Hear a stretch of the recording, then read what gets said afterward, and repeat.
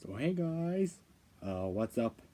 Today, doing another movie review. Now that we are completed with the Jurassic Park movie series, as I'm wearing the shirt today, as we completed it, I'm gonna move on to my all-time favorite movie that isn't in the Jurassic Park series, and it's a completely different turn from what that was.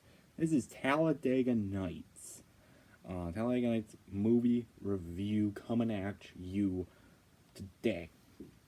Talladega Nights was released back in 2006. It is a NASCAR movie, all about, well, not all about NASCAR, but it's a NASCAR movie. It's one that, it's a NASCAR movie. It stars Will Ferrell. Will Ferrell, great guy, very funny. Stars the other guy from what is it?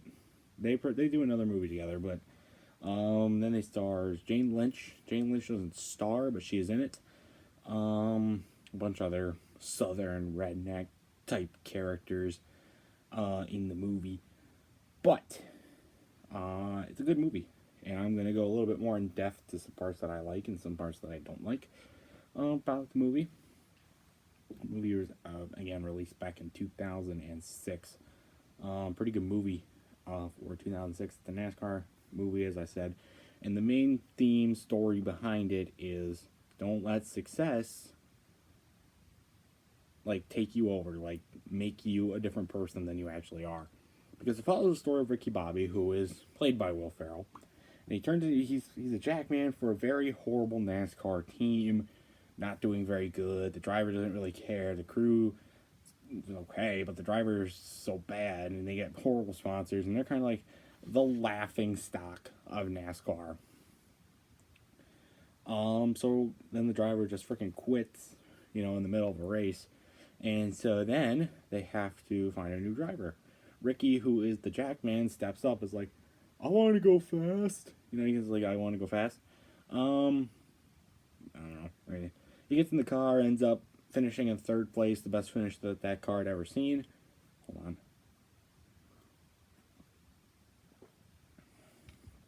on. And then he becomes the primary driver. He starts winning a bunch of races. Ends up getting better sponsorship deals. They go from this clown to their alcohol or cigars or something. Then they go to Wonder Bread, the classic Wonder Bread car. And the team he races for is Dennett Racing. Dennett has a lot of plans for this guy. He likes this guy. He wants them there. His son, who's like the co-owner, does not like Ricky at all. He wants more championships, more points. He wants better, less aggressive, less fun racing. He wants the money. So he gets this opportunity, and so it gets up to this part in the movie now. Ricky has a wife, hot wife. His name's Carly. 2 kids, and a very successful racing career. And his best friend, Cal Naughton Jr., is joined the team as well, and he's got the Old Spice number 47. And so they're racing together, and Dennett's just looking, to find somebody else, find somebody that's going to get him what he wants. Because Ricky is a very aggressive racer that, just, I don't know, he's a very aggressive type driver that doesn't think about the overall, just thinks about winning the race and winning and winning and winning. Yeah. So Dennett hires, what's his name? Joan Girard, a gay French racer from the Formula One circuit, to drive the 55 Perrier car. And he does really good, he's really fast, he can block, he can do all these things, and he's a rookie, and Ricky breaks his arm in a confrontation with Girard at a bar, but he gets in the car anyways. He starts in the back because he didn't qualify. He's racing to try and get up to the front, and he's got this huge Big Newton sticker on the windshield, and it's great. It's great. So then, what else happens? So Ricky's really trying to beat this guy. He really wants to beat him. He does not like Joan Girard at all. He's a French gay guy who is blocking the track. Ricky's trying to pass him. Ricky ends up crashing, and then they do this kind of like fake flip. They actually put explosives onto the car instead of naturally letting it flip. And the car flips over, and Ricky, he gets out of the car, he's fine, but he thinks he's on fire, and he really isn't. And yeah, I mean, he goes to the hospital, but he's fine. Doesn't think he's fine because, he's an idiot, and that's what makes it funny. But anyway, he's not the same racer as he was, and he ends up getting fired from Bennett Racing. He loses Cal Weathers, he loses his wife, he loses his house, and he takes his 2 kids and goes to his mom's house. Now, his mom and dad are divorced. His dad, you meet him in the beginning of the movie. He's kind of like this, rogue racer sort of thing. And then his mom, we don't meet his mom, except for the opening scene when Ricky actually is born. This is the first time we meet her, and she's played by Jane Lynch. And she constructs Ricky and the kids to be more respectable, more likable, have more humbleness to them, and it works. I mean, she ends up transforming them into these nice 2 kids, and they do really good. But Ricky wants to really go back to racing because he really isn't doing good with life. And so, of course, his big thing is just like, what's he gonna do? I mean, what's he gonna do? I mean, what are you gonna do? Let me think, when is happening? So his dad comes back. And he really wants Ricky to race again. So he's telling Ricky, teaching him all these sorts of tricks and stuff, and then they're doing that, and so they end up getting the crew back together, and they end up, figuring it out and stuff. But they're racing a Ford now instead of Chevy, and they got the famous paint scheme. They have to switch from 26 to 62. They have this nice paint scheme. It's a Cougar, because, Ricky, one of his tactics with his dad was to race with a Cougar in the car, even though they didn't really work out. But it says "me" on it. It's an iconic paint scheme. You can find it online. Kurt Busch raced it in 2012 at Talladega. It's a good car. I mean, it's a nice looking paint scheme. The Wonder Bread car looked good as well, but this one looked good too. So they get him back. And all this time, he's also trying to find a new wife. And one of his former assistants ends up falling in love with him, letting him get some confidence back. He's getting a lot of people helping him get confidence back. His dad, his mom, this girl, everybody.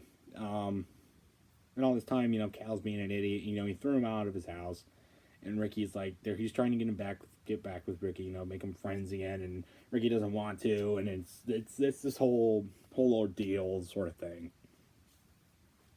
But anyway, you get the car. Underfunded team, but still the same crew.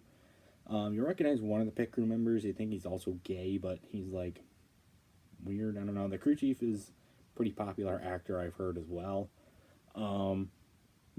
Excuse me. But whatever it is, I mean, they get back together and then they race and stuff. And now Carly is with Cal on the box, and Cal is still racing for Bennett Racing. And Dennett's happy because he's getting the money he wants, and he has a successful race team, and they're trying to invest into more racing and stuff. So Ricky starts at the back, they don't get this high-tech stuff, and Ricky at the beginning is like having a hard time getting through the field, and then he's figuring it out, he can drive again, and he's doing all that. And he ends up getting to the front, ends up passing the guy that took his ride. And I should say another cool part about this movie is that they use real NASCAR commentators, or as for 2006. At the beginning of the movie, in the first race at Charlotte with the crash, they talk about Mike Joy, Larry McReynolds, Darrell Waltrip, all are in the movie. There were the actual Fox commentators. Mike Joy's the only one of the 3 that's still a main Fox commentator. But Larry McReynolds still has a big part in working with Fox, and Darrell Waltrip just recently retired. And then you got the NBC commentators with Bill Weber, Benny Parsons, Rip Benny Parsons. He died a year after the movie came out. And Wally Dallenbach are the 3 commentators for NBC at the time. So they do all this stuff together. They're doing great and stuff. So that was pretty cool. I thought that was pretty cool. And during this time, while Ricky's working his way up to the field, they're talking to This guy is just like, going around at the stands interviewing celebrities, even though they're not actually celebrities, which is a little weird, I guess, but they needed something to fill it, I guess. It's alright. I mean, I really don't care for it. And his dad, Ricky's dad, who really didn't care for Ricky's career at all, I just wanted to get him to get his gung ho attitude back. Well, he ends up getting tickets to a race, going into the race actually, watching Ricky and stuff. Anyway, Ricky gets up to the front of the field, and the front two are Gerard in first and Cal in second, and Ricky's just like, gotta pass him, So he ends up passing him. Cal, because Cal's thinking about pretzels in his head and stuff, and it's weird. But I guess let me think what else happened here. So yeah, anyway, he's trying to pass Gerard and is unable to do so. The Cal's like, how am I going to get this friendship back together? And then they play one of the most epic scenes in this movie. My favorite scene in this movie is what comes up next. You got Cal is thinking, I'm going to save Ricky. And then goes my phone. They save Ricky and stuff. And he's just like, what does he say? Hold on. Shoot, I forgot what he says. He's just like, damn it, torpedoes. And then he pulls in front of Ricky, and they do this thing called the slingshot tactic, which I forgot to mention earlier. Is where Cal would get in front of Ricky, and Ricky would use the draft from Cal to pass Cal and the other car and take the lead and win. That's usually how it goes. Cal hasn't won a race up until this point. He hasn't won a race yet ever in his life. It's always been Ricky getting the wins, and he's just like, all right, let's revert back to our old ways and see where we go from there. There's many other things that these two have in common. You get shake and bake, shake and bake, and they do like a fist pump thing. I like that, shake and bake. And another really cool quote that's on a shirt that I really want is from Ricky's dad from the beginning of the movie, is, if you ain't first, you're last. And Ricky uses that as his motive, and that's why he wins all the time. Because he has that motive in him to do really good. But anyway, they use the slingshot method, and Ricky's end up getting, not passing Gerard, but he gets really close to it. He's next to him. And then, so then it's mad because one of his cars helped out a rival to pass a teammate. And so he instructs the other car he has, the Wonder Bread car, to crash Cal, and everyone behind Gerard and Ricky crash. It's a huge crash. They all crash and stuff, and then they get to the end, and so it's just those two, and they race for the final few laps, and then they get to the end, and they're banging and bumping against each other, coming to the finish line, it's an exciting finish, who's gonna win, and then they both crash. Flying in the air and tumbling, and they do it in slow motion, but it's actually real motion. But in movie it's real motion, but it's actually slow motion. Then another thing where they go to commercial during the crash, and it's like a, I don't know, like a Cajun, Ragin, something Applebee's commercial. Applebee's plays a pretty big role in this movies as well. They have a very good scene between Ricky and his dad that takes place at Applebee's. I might talk about that in a minute. They come back and the crash is still going on. Then they go back to real time and they finish the crash. And neither of them make it to the finish line. They're very close, but neither of them make it to the finish line. So they get out of their cars and they run to the finish. Like there's this, I don't know, there's like a few yards, like 10 yards maybe. And they're running and they get another movie, nice song sequence. Things like We Belong, We Belong. I don't know who sings it, but it's a good song. And Ricky and Gerard are running and they dive to the finish line, and Ricky has his hand just past Gerard's hand to win. The crowd erupts, and they have a very controversial scene where they're like accepting each other, I guess, like accepting each other's success.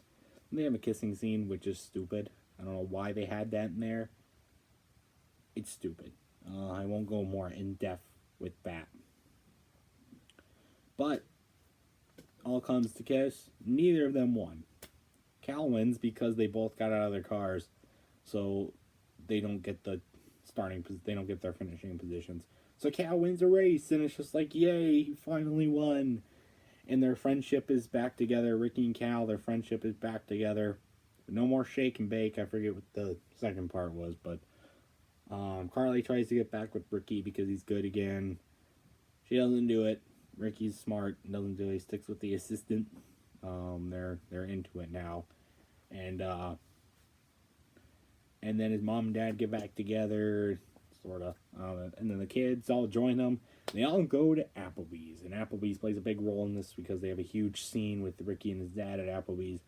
That's just like, I don't know, his dad showing distrust, I guess. I don't know. But yeah, that's pretty much it for Talladega Nights. There's been a bunch of other parts that I left out, like Ricky driving backwards. I talked about the birth scene a little bit, and a scene when Ricky's a kid in school. Both of those I left out. Those are good scenes, but I won't go too much more in depth. I do like Ricky's character development. I do like the friendship that he and Cal have, and I like the redemption. And of course, I'm a NASCAR fan. If you've seen this channel before, you know I talk about NASCAR stuff all the time. So I like the racing part of it. And I like the character development from Ricky, and probably from like Cal and like the parents and the kids as well. A lot of characters have character development. But I mean, I don't know. It's a good movie. I like it. I recommend it. Unless you're a young kid, then don't watch it. It's not a good movie. It's an R-rated movie, right? Yeah, there's a lot of nudity and stuff. But you like NASCAR and you like Will Ferrell, happily recommend it. 10 out of 10 for Talladega Nights. So yeah, that's it, guys. I don't know what else to say about the movie. The crash scenes, you could tell, were forced because they couldn't get an actual crash. Another scene I really don't like is when Ricky puts his knife into his leg. It's weird, and I don't know why he does that. Anyways, I'm not going to spoil any other parts of the movie. Go watch it yourself. And yeah, that's my review of Talladega Nights. I give it a 10 out of 10. Sorry guys, I was going to wrap it up for this movie review. If you guys got another movie for me to review, comment it down below. But I will see you guys in the next video. Goodbye.